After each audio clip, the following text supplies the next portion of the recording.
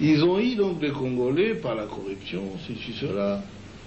Ils l'ont fait marier à la sœur de James, à une Tutsi, directement. Il a abandonné sa femme à Kinshasa. Oui, il a abandonné sa femme à Kinshasa avec les enfants. Vous voyez encore le problème avec les Congolais. C'est grave. Il nous laisse beaucoup de problèmes. Il est là et maintenant il crie qu'il veut venir. Hein? Bon, le voilà devenu un chef de guerre de la rébellion. Et ils sont allés ramasser tous les autres rebus que vous connaissez. Les Tambo et Mwamba, les Zaïdi Ngoma, l'autre est là, Lunda Boululu,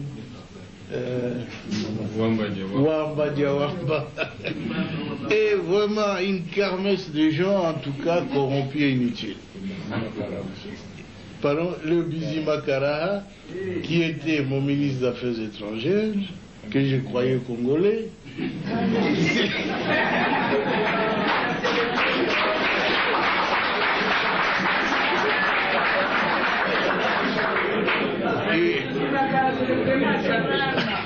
à ma très grande surprise, quand j'avais demandé à cette armée de se retirer, et avait déjà fermé des valises, ils disent, leur armée se retire, ils se sentent en insécurité. Je dis, mais non, votre armée reste. C'est l'armée rwandaise qui se retire. C'est pas la vôtre. Mais ils ont disparu. Et j'ai compris qu'ils n'étaient pas congolais alors. Parce que l'armée qui s'est retirée était rwandaise. Ah oui. Un ministre congolais, un ministre d'État a disparu. Un ministre des Affaires étrangères a disparu. J'ai dit, nous étions infiltrés alors. Infiltrés au sommet de l'État. Alors ainsi on aura pu découvrir des documents où Kagame dirigeait ces gens-là, où il complotait pour que les Tutsis prennent la tête de ce grand pays qui n'est pas le leur. Alors ça en est trop, hein. Ce pays ne leur appartient pas. Ils veulent en prendre la tête. Quoi? Mais c'est pas possible, ça a été très grave. On a vu tout ça, si seulement on avait su avant, ça aurait été bien. Mais le conflit a éclaté après. Ils tentent le conflit, ceux qui n'ont pas pu réussir avec le coup d'État, qui avait échoué le 2 août. Et maintenant, je le vois en train d'échouer encore. Notre peuple se défend. Je suis très heureux que vous tous ayez pris conscience de la gravité de la situation pour nous mettre tous ensemble, tous les partis politiques confondus, chez nous.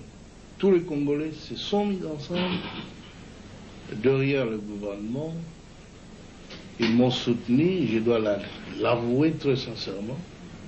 Et je ne sais même pas ce que je ferai pour les rendre.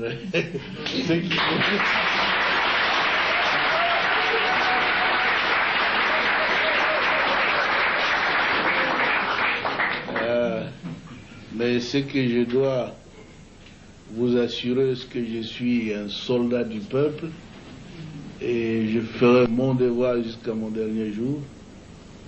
Je veux que mon pays soit totalement libre et en tout cas un pays moderne qui se développe, où sur le plan social, nos villages doivent être transformés. Parce que tout le monde a...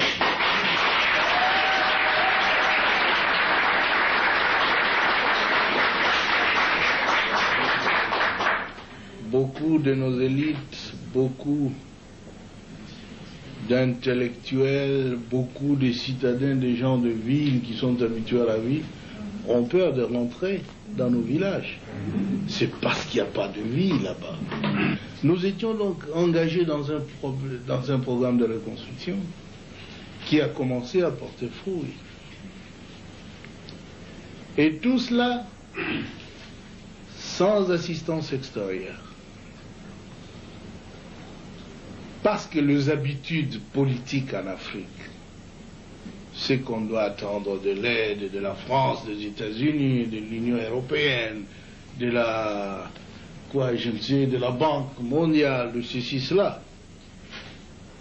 Mais nous avons dit, depuis quand nous luttions, longtemps, nous disions que notre lutte, c'est la lutte de l'intelligence contre la force brute. La force brute.